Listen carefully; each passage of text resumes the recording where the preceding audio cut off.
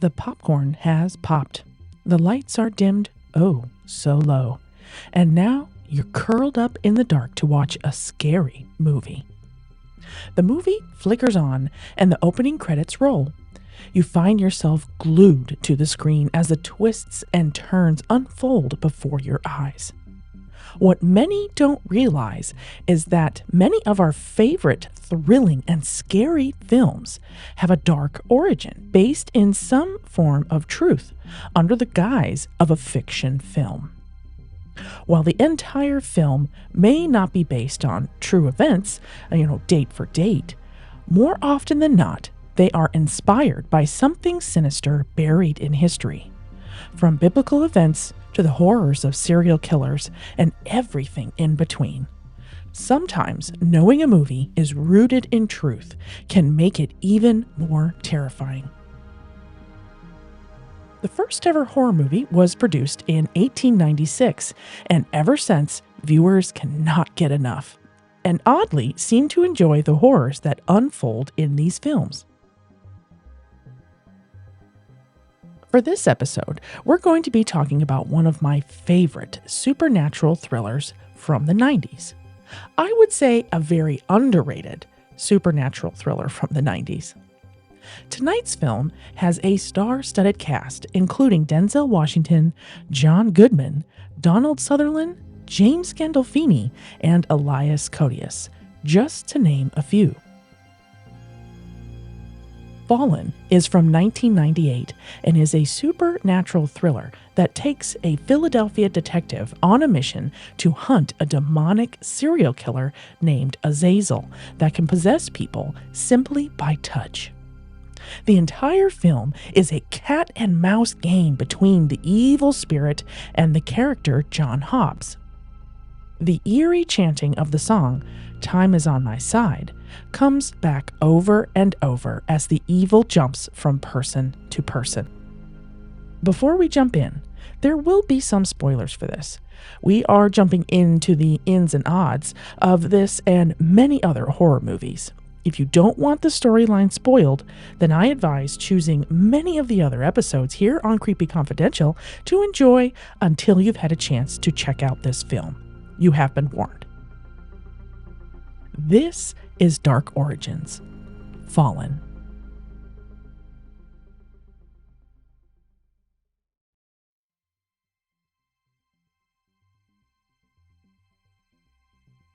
Time, it's on my side.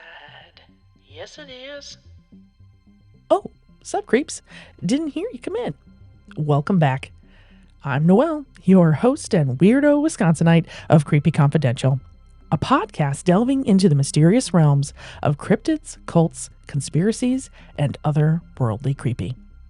Tonight, we're diving into some of that other worldly creepy area there. Like many, I enjoy a great thriller movie. Twists, turns, anticipation, and extra points if there is a supernatural element as well. Fallen was released in 1998 and included a star-studded cast of that era. Many familiar faces that would show up time and time again in all sorts of fringe topic films. We talk about John Goodman. He's been in alien-type content. Denzel Washington, he's been in a few odd films, including this one and The Bone Collector, and that's just kind of a couple actors that I have. Now, according to the box office, this movie was a quote-unquote flop, fiscally. However, once it came to Blockbuster, if you know, you know, that's when I remember watching it. A critic once noted, quote, "has a recycling of old materials and not all the thrilling," end quote. But it was thrilling, in my opinion. And yes, it was indeed a recycled quote of old material. Very old, in fact. I'm talking biblical era old. Just because a movie isn't covered in blood and endless slashing does not mean it's not terrifying. A demon that jumps from body to body by a simple touch. You cannot outrun it. You can't outsmart it, and you never see it coming. Fallen kicks off with Philadelphia Detective John Hobbes, played by Denzel Washington, visiting a convicted serial killer on death row shortly before his execution. It seems like a normal visitation at a prison until this convict reaches out to touch the detective and begins to chant some sort of gibberish. However, it's an incantation identified in the movie as Syrian Aramaic. Even if you don't have your head in biblical studies, you understand that Aramaic is an extremely old language, but we don't find that out right away.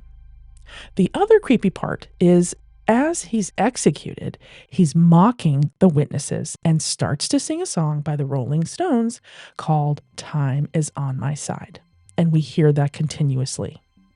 This little snippet of the song can be heard throughout the film and is an indication that the demon is present. I know many movies contain the word demon, which has been thrown around so many times. I feel as if it's lost its potency, lost the luster of how scary that is.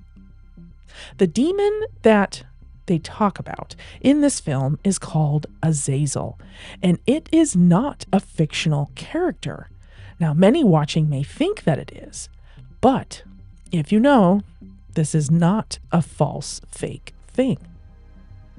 Throughout the entirety of the film, we're chased by kind of a POV camera, distortions on the lens, real warbly, and we see the individuals that the demon passes through and possesses to communicate with this detective. This demon is trying to make it appear that the detective is behind awful crimes, including a school teacher that he shoots in the streets because this person is possessed, but it happens in front of witnesses. Of course, it's in the middle of the street, so all kinds of witnesses, making the detective the scapegoat for the demon's crimes. This is just one crime that it's been a part of. The interesting twist in the film is that Azazel can only survive for the length of a single breath before dying. So when the person they are possessing is killed, they only have the length of a single breath to find another victim to jump to. In the streets of Philadelphia, of course, that's not hard to do. It's packed. The movie feels like a relay race with this demon. What I find interesting is that this Azazel is not just a made-up name. In fact, it appears directly from the Book of Enoch in the Hebrew Bible, and his story is very real. The whole area in the Book of Enoch discusses Nephilim coming and defiling themselves with the daughters of man to create giants. Those giants are for a whole different episode, and if you're here, I have a feeling that you're amongst friends and you've already heard of giants and the things that may have been discovered. But there may be proof, of course, of Nephilim in real life actually existed and not just in a book. But like I said, that's a whole nother episode all by itself. I want to start off with some of these chapters that come from the Hebrew Bible. And again, I'm not here to necessarily preach from the Bible. It's that this is an historical piece of literature, but it does slightly change. There are different versions of the Bible, and not all books are in both of them. So in the Hebrew Bible, in chapter 8, verse 1, starts, "And Azazel taught men to make swords and knives and shields and breastplates, and made known to them the metals of the earth and the art of working them, and bracelets and ornaments, and the use of antimony, and the beautifying of the eyelids, and all kinds of costly stones, and all coloring tinctures. And there arose much godlessness, and they committed fornication, and they were led astray and became corrupt in all their ways." Now, there's several things to unpack in there that may or may not be related, of course, to this film, but directly, of course, they're talking about Azazel essentially introducing all of these things to man and potentially creating a downfall of man. But there are other verses. So let's talk about these. I've only got 3, so hang on there. They are very important. I know some people are, they're like, oh my gosh, trust me, there's only 3 sections. Don't worry, I'm going to get you through to the scary stuff. Now, in chapter 9, verse 6 includes this. Thou seest what Azazel hath done, who hath taught all unrighteousness on earth, and revealed the eternal secrets which were preserved in heaven, which men were striving to learn. So again, this verse talks about what it is that Azazel has taught people. Now people are like, oh, demon, but trust me, we're getting there. Now, chapter 10, starting at verse 4, bind Azazel hand and foot, and cast him into the darkness, and make an opening in the desert, which is in Dudael, and cast him therein, and place upon him rough and jagged rocks, and cover him with darkness, and let him abide there forever, and cover his face that he may not see light. And on the day of the great judgment, he shall be cast into the fire. That's kind of where we're starting with the whole fire and brimstone. This first kind of part where you see like he's done something so bad that he has to be contained. The last little part to mention is in chapter 13, starting at verse 1.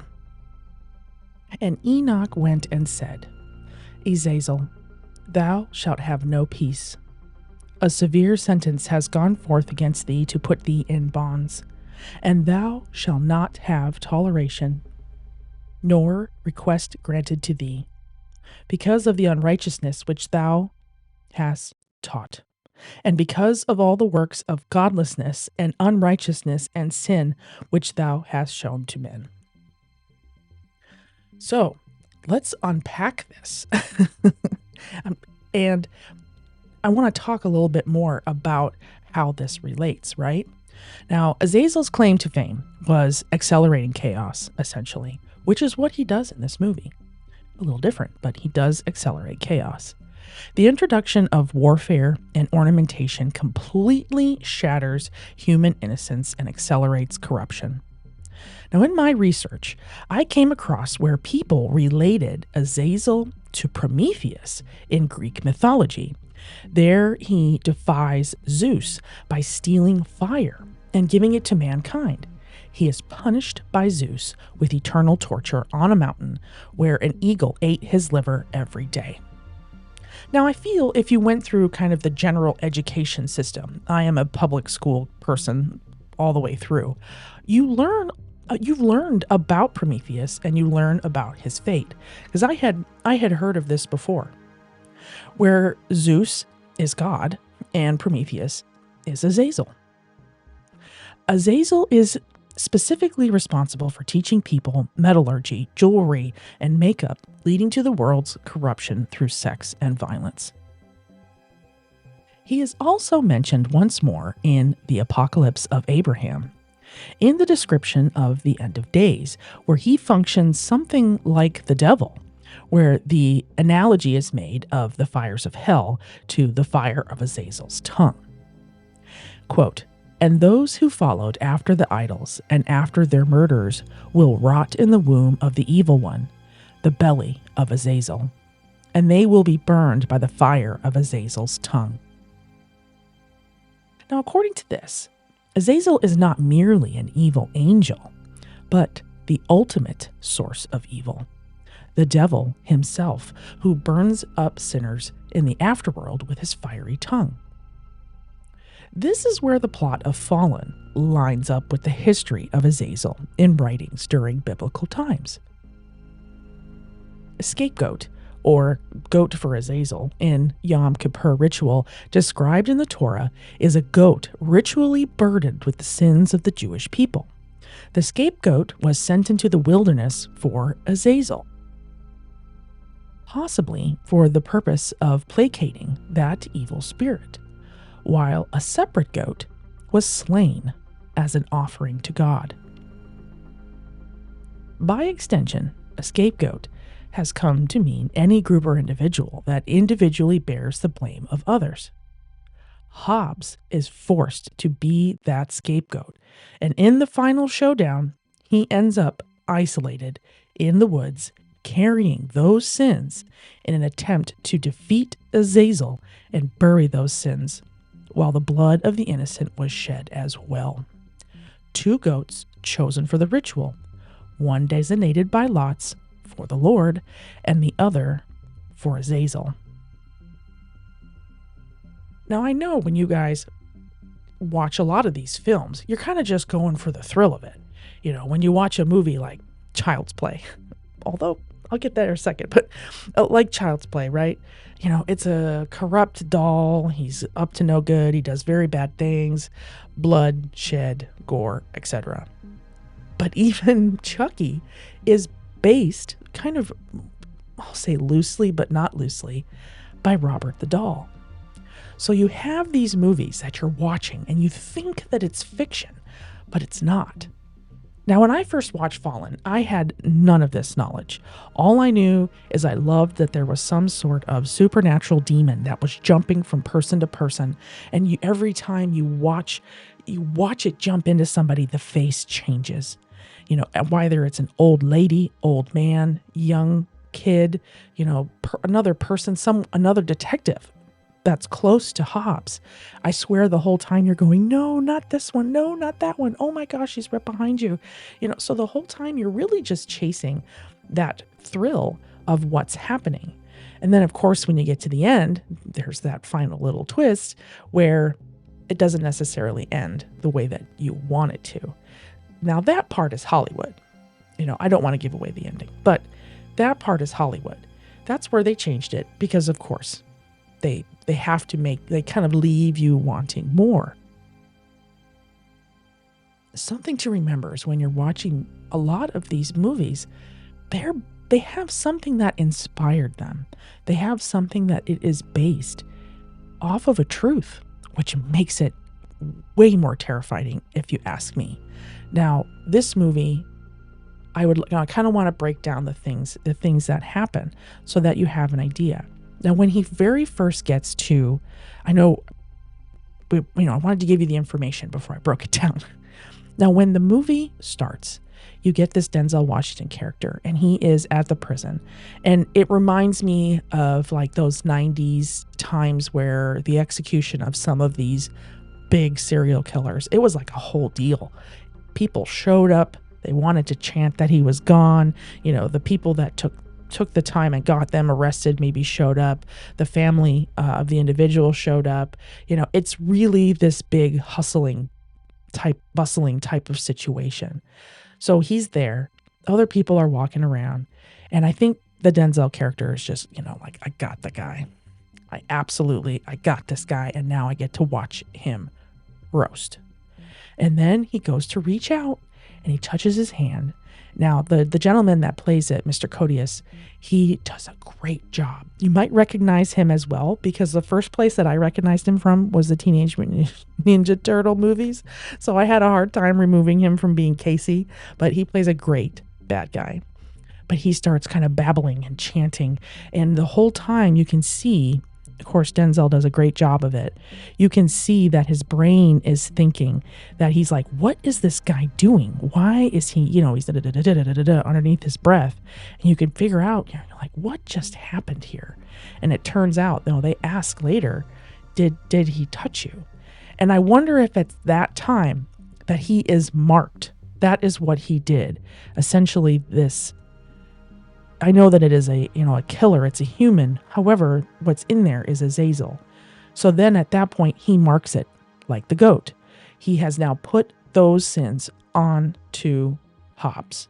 And now he is marked as the scapegoat to happen in the future. Just like the historical teachings, I'll call them teachings in the Hebrew Bible, where it talks about that, or in the other notations. So that's kind of where that starts off. And then as he's dying, he starts singing this Rolling Stone song, and you just start hearing this time is on my side. And he's just viciously singing it from inside the gas chamber. The cyanide gas is moving, and he is just down to the bitter end because Azazel is still in there. But the minute he goes, you get to see. You're like, it detaches, and you get that out-of-body camera. It's like a POV, but it's an out-of-body camera. And it's floating, and it's floating in the air, and that's where it all kicks off. From that moment on, you realize that this isn't just a bad dude that is now dead and everybody's happy, and now we're going to try and figure out like something has fallen. The angel has fallen, but it's not. This is now where it kicks off. This guy's life totally changes, and crime after crime is now being put on him. You have these other kind of side characters, which you will recognize the actors too. They have been in other movies, and they become possessed by the Azazel, and then they are murdered by Azazel. They're found, but the murder gets put onto Hobbes. So again, it's two that I can absolutely remember that are in the early parts of the film. So those deaths get put onto him, onto the scapegoat. And then the big, I can't remember what the cop's called. Like when you're the big captain. I think that's the captain of the force of that area. He starts kind of hinting to Hobbes, or like, look, the big guys, they're trying to figure out what may have happened here, but you seem to be in the right place at the right time, the right people. And I don't remember if he comes out and says it, but it's basically, they think it's you. They're going to try and pin these on you. And it slowly unfolds that this demon has been here for a while. He goes out to this cabin, and within the cabin in the woods, another great one, but I don't think that one's really based on anything except for the creatures. But he's in the cabin in the woods, and he reveals in the flooring, there it is, Azazel. So the previous detective that died or was killed actually knew about Azazel and maybe was being possessed by it at the time. That part you're still unfolding, but that's the first time you see the name. So it's not just a nameless demon. Now you know this is exactly who it is. And I remember when I watched it again, I went back and watched again, and that was when I was like, that name sounds familiar. And not like I'm well read on demonology and things like that. I don't call myself a demonologist. Hot take, like the Warren, individual. But I knew a little bit. I'm well read, and it continues, and you can tell he's just chasing this every time. He's trying to go. You get that POV again of this floating, out of body demon, which is Azazel, that's going from person to person to try and put something else on him, like the person in the street who begins to get crazy, and he has to shoot him in the middle of the streets of Philadelphia. So now he has more blood on his hands. So the whole time you're watching this guy have to not only figure out what's happening to try and clear his name, but now he's trying to clear the name of the previous detective that potentially had come across this Azazel character. And as you're watching it, I like that James Gandolfini, which we know he's a great actor. John Goodman, holy cow, great actor. And the captain is played by Kiefer Sutherland's Donald Sutherland, the dad of Kiefer Sutherland from Lost Boys. So you start to wonder, you're like, well, what's going on here? And the demon jumps again into just to really try and drive this guy crazy. So it's relentless, not to play out every single demon, but I kind of already did. It's more to it. I don't know why this film was a flop. I have a feeling because of when it was released in 1998, I'm guaranteed that there were other really big name films that were going on, and the supernatural thriller was big. You had movies like Seven, you had Fallen.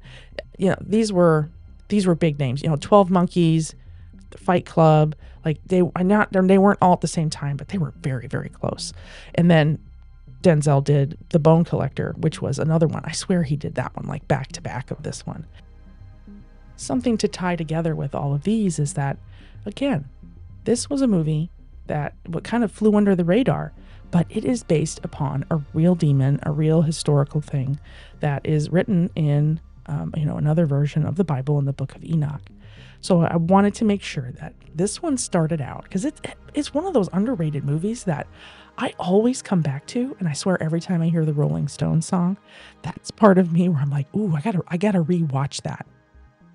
But it truly is a great, underrated thriller, supernatural thriller that is based in truth. So, The Dark Origins of Azazel. Thank you for joining me on this journey into a little series I'm calling Dark Origins. It's my way of going over movies that I absolutely love. If you are a regular here on Creepy Confidential or you've come to my lectures, you know that movies for me are a big deal. I use them for references so that I can try to explain situations. Like when I'm explaining a conscious spirit, I will pull up something like Beetlejuice because those are spirits that can communicate. And movies were so important to me. I know, like many of the kids from my era, us latchkey kids, movies were our babysitters and sometimes our parents and sometimes our library. I really hope that you can watch this movie now and get a little more creeped out, knowing that it is based in truth on an actual demon. So thank you once again for joining me here on another episode of Creepy Confidential. And remember, for more creepy content, check out creepyconfidential.com if you want some more exclusive Creepy Confidential content. A lot of times this comes with ad-free episodes that are released 24 hours before the actual episode goes up for, things like Spotify and what have you. Visual episodes, behind the scenes, from the episode recording or from maybe a trip somewhere. That's all on our Patreon, which you can check out over at creepyconfidential.com. So stay creepy, my friends, and I'll catch you next time right here on Creepy Confidential.